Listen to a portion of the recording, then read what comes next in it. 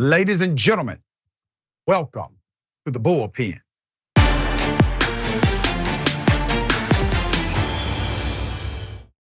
Unethical human experiments conducted on mostly Black prisoners at Holmesburg prison. This prison was known as the Terror Dome. During its heyday, it was a source of extreme violence. It is now inactive.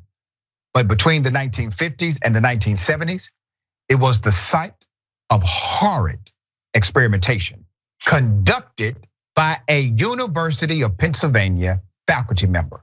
Approximately 300 men were exposed to herpes, fungus, asbestos, LSD, skin blistering chemicals, radioactive isotopes, and many more. It is a damn shame. We actually have two individuals who are adversely impacted by this experimentation on Black bodies. Let's bring them to the show. We have Adrianne Jones-Alston as a reentry advocate, and also her father suffered abuse at that very same prison. We also have Herbert Rice, retired from the Philadelphia Recreation Department after 30 years, and was an inmate, was incarcerated at that prison for 2 years. He has something to say as well. Thank you both for being on the program. Wish it was under better circumstances. How are you? Hi, hello, Dr. Richey. Thank you for providing us this platform to share our stories. We really appreciate it. Thank you for being here. Mr. Rice, thank you for being here as well. You're welcome, sir. I want to actually start with you, Mr. Rice. There's a quote that's attributed to you. It says, quote, "They put some kind of radiation on my back in 4 places. When my skin came back, it was like leather."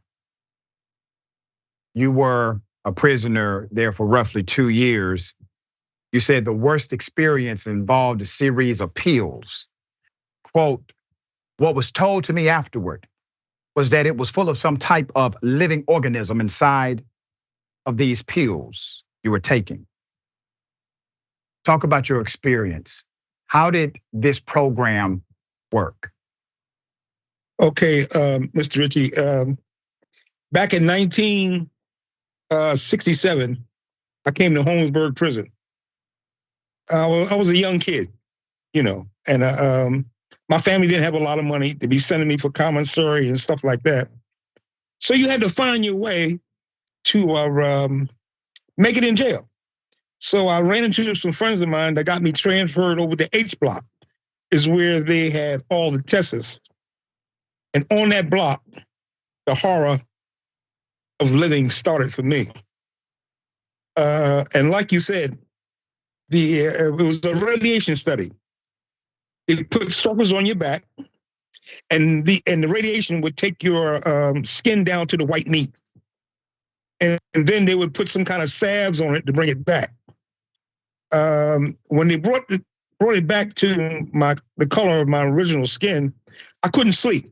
I couldn't sleep on my back, and it went on for about maybe 6 or 7 months. I never got comfortable with it. And when you talk about the metabolic study, that was a study where they gave you pills with foreign organisms in it, and they took me off of H block and took me to hospital block along with other inmates.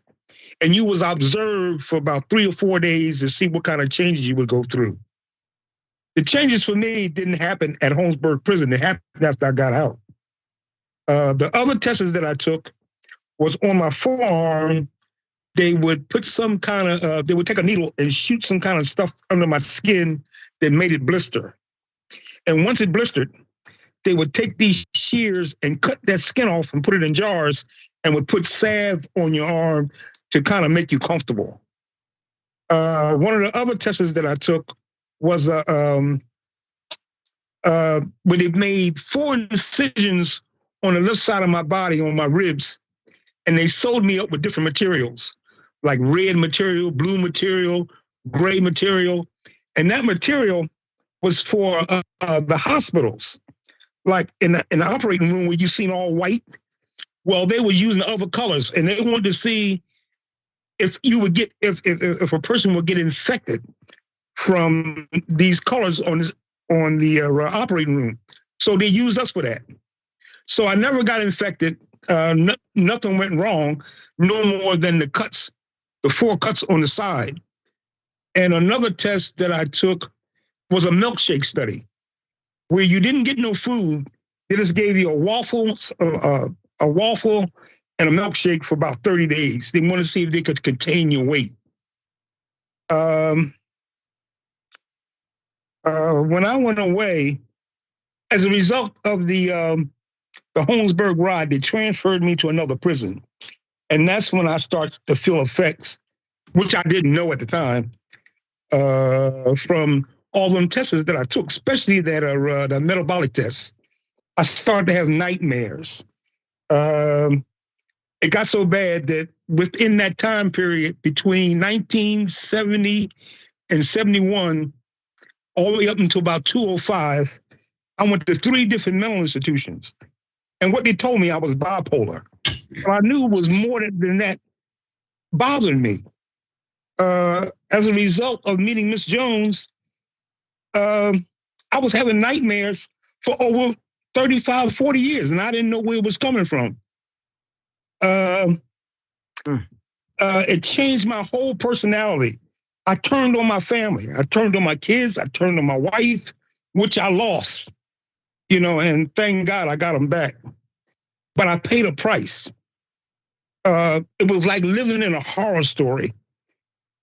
To regurgitate this is very painful for me. So please excuse me. So no apology necessary. I didn't know at the time what this stuff was. I almost made the mistake of taking an LSD test study. What turned me around from that is that when I went to apply for it, it had a note on the door, please wait out to lunch. So I stood there and waited for this person to come back. But in the process of doing that, this guy came up on me, and I was only 23 years old. And he said, young buck, don't take this test. And when I looked him in the face, his eyes was going left to right, and it scared me half to death. And I didn't take it. But from all over the years, I have reoccurrences, nightmares with this stuff.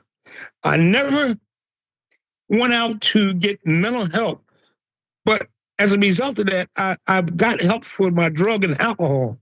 The drugs and alcohol kept me out of the horror of what I went through. It was like it was more comfortable being high than being in reality. Wow. Sir, yes. The courage that you have to tell this story is commendable. I want to go to the advocate for a moment, and then Mr. Rice, I'm going to come back to you. I have a follow-up question. Sure. Miss Adrianne Jones-Alston, your father was part of this experimentation, and you recount of an incident where you saw something on his back that made you literally run away from your own dad because you thought he was transforming into a monster. Can you give us some insight into that? And what have you learned being an advocate since then? Yes, I can recall that event, that particular day that you're talking about. I was about 5 or 6 years old when my father returned home from Holmesburg. My father was our breadwinner, when he went away, and when he came back, I was so excited to see him. But anyway, I found myself walking into the bedroom this particular day, and he had his shirt off.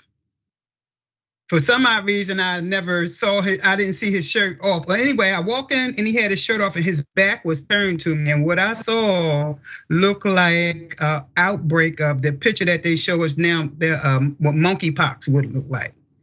Anyway, it was everywhere and it was oozy, and I looked at it and it scared me. because I'm a child with an animated mind, and I thought he was turning into a monster because that's how hideous it was. Picture a 5 or 6 year old looking at something like that on the body of one of their parents. I looked at his back, I froze. I turned around and I ran out the room. I ran past my mother and I was like, oh, I was crying. I was upset, and I didn't want to look at him. I ran from my father, so I was afraid of him for a while because, I didn't know what was going on. That was just strange to me to see all those sores, and it was just a horrible situation. But when my father passed away about 5 years ago, I was contacted by a professor from the University of Penn who was doing a write-up on Dr. Albert Kligman. And he said, every time I pull up Dr. Kligman on the internet, your father comes up with him. And so, he said, so I found you, through social media, because I set up a memorial page for my father on Facebook in memory of Leotis Jones. So he reached out to me through Messenger and I responded. He said, so I would like to talk to you about this. But by that professor contacted me, I knew that it was something, important. I always knew my father was doing advocate work, but I never knew the depth of it. So I started talking to him and I started doing more research and then I reached out to Alan Hornblum, who wrote the book, Acres of Skin. He wrote the book about the experiments. I reached out to him through social media and we connected and I started finding out more and I just started digging. And then I realized that this was bigger than what I thought. So I started talking to other people. I organized a march, and then I organized another event the following year at the Holmesburg prison wall to commemorate what happened there. And after that, survivors started reaching out to me, and I met Mr. Herb. It's a few more of them. It's the last surviving woman of the experiments. She's so messed up mentally that she wants to talk. Another day she's yelling at me because it takes her into a mode where I won't even reach out to her because I don't even want to take her through that. Right. I teared up listening to Mr. Rice because I saw my father. My father never talked about the experiments because my father was a proud man, and I'm sure he was embarrassed. Leotis Jones was a strong man and nobody played him. And at that point, I know he was embarrassed about what he allowed himself to go through. But the damage with my family, like Mr. Herb described, my father became violent. It ended the marriage. I saw a lot of things a child should not see. I was scarred for life. I kind of checked out on life. When I became old enough to run away from home after they separated, I did that. My life went into a downward spiral. The nightmares that I had different nightmares. I remember the abuse, the separation. Children don't understand that, but that tore my life apart. So my life went through a downward spiral well into my adulthood. I experienced incarceration. So getting back to Mr. Herb and the survivors, I realized that this is something that has to be done. So I made myself a voice for the voiceless. Some of them are there. Some survivors won't even talk about it because they're still embarrassed. Some of them still haven't talked to their families about what they allowed themselves to go through to Holmesburg. So listen to Mr. Rice. He said he held that in for 50 years until he met me and he started talking about it. His healing just started. That's why it's important to do stories like this. And that's why it's important to have opportunities to engage thoughtfully, authentically, truthfully about what has occurred. I'm going to ask you a question as an advocate. How many people do you think were involved in this experiment? Oh, it's well into the thousands. I believe so, because not only did Dr. Kligman experiment on the Holmesburg prison men and women, he went to the detention center where it was men and women, and it was another prison. It was 3 prisons that he frequents in Philadelphia. He also went to the children's group home that was in New Jersey, and he experimented on mentally challenged children. Those children were in the ice, and they were institutionalized, of course, away from the public eye, because these are the places that this man went and took advantage of the vulnerable. He also went to the nursing homes where human beings were on their deathbed and had to be subject to his unethical thoughts. When I never, I can't imagine wanting to just have peace until I meet my maker, and here he come with needles and scrapers messing with my fragile body. You know, some people say, well, those inmates, they did crimes and maybe they should have did that. Okay, well, let's talk about the children. You know, let's everybody, talk about those children and those senior citizens. Everybody deserves to be treated with basic humanity. And this is obviously criminal. Now, under what authority was he able to strike these MOUs with the warden or these agreements with the facility director? Under what authority did he walk into these establishments with? Well, of course, permissions were given. The city gave permission. I'm sure the jail officials gave permissions. You know, he didn't just walk in there and do what he wanted to do. He had to get permission to do it. So, who was he funded by? Somebody's paying for this. Who was paying? He was funded by his the same place that gave him his doctorates. He worked for University of Penn. He was paid by over 30 something, and I'm sure the number is bigger than that. Yeah, over 30 something pharmaceutical companies paid him to do experiments to try out their different chemicals on these people to see how they worked. Have they responded officially to their connection to this mad scientist who engaged in criminal actions against human bodies? Have they responded? Have those pharmaceutical companies, has the university responded? The university gave an apology for the part they played in it, but other than that, not one pharmaceutical company said anything. All right, let me go back to Mr. Rice. Mr. Rice, once again, I appreciate your courage coming on the show today. Okay. Thanks. You now meet an advocate. You get more answers because of the opportunity to engage and understand what actually happened and how this has adversely impacted your life. Naturally, there are other people who were with you being experimented on at that time. Do you currently have contact with any of them? And if so, do they have similar experiences like nightmares from that experimentation? The men that was with me, that I was close to, they're all dead. Wow. They all died from different, like one guy killed himself, a guy hung himself, you know, and the list goes on and on and on.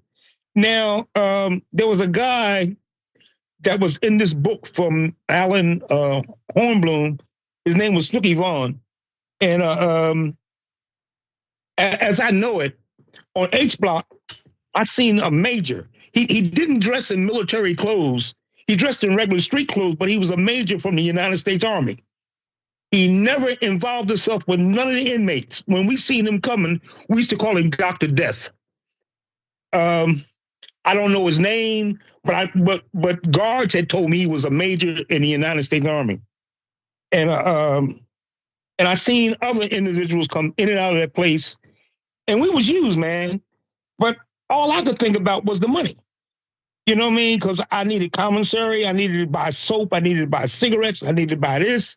You know, because if you didn't have some type of way of making money in jail, you would find yourself in a homosexual situation. Holmesburg was no joke during that time. Because in 1963, when I was 18 years old, they sent me to Holmesburg, and I seen guys with these cups on their head. You know, I seen all these cups on their head. And I said, man, what them guys got cups on their head? And come to find out, they was injecting stuff into people's brain. You know, this is something that I witnessed. This is something that I witnessed, and I put my life on the line for it. Let me ask you this, Mr. I still suffer mentally. You know, about 2 weeks ago, I called Adrianne, and I couldn't talk to her. And I stayed like that for about 2 or 3 days. Every now and then, it comes up, and I shut down. You know, and I stay away. Physically, you can't utter the words. Is that what you're saying? Yeah. Wow. Yeah. Okay. Let me back up to something you said about the military official. Do you think that this was some kind of operation that also included the federal government as well, and that may have been the catalyst to giving this mad scientist such access to various facilities? Most definitely. The LSD test was ran by the United States Army, and everybody knew it. That's right. All right. What has been the legal advocacy? And Ms. Rice, I want to ask you first, in case there is a legal route here to hold individuals accountable, criminally or civilly. Are you aware of an effort? Is there a class action taking place now? Wrongful death lawsuits in the works? What's happening with the cases, if any? Well, I can't answer that. Well, only Ms. Jones can, because I got involved in this because I wanted to expose something that I've been holding back for 50 years, and it's been killing me. Yeah. And far as all reparations and stuff like that, that's Mrs. Jones' field. Okay. All I want to do is tell the truth and expose what happened to me and others and their families. Ms. Jones? Yes. Right now, there's no legal, we have no one to represent us because we have talked to, I have talked to a few lawyers, and the problem is the statute of limitations.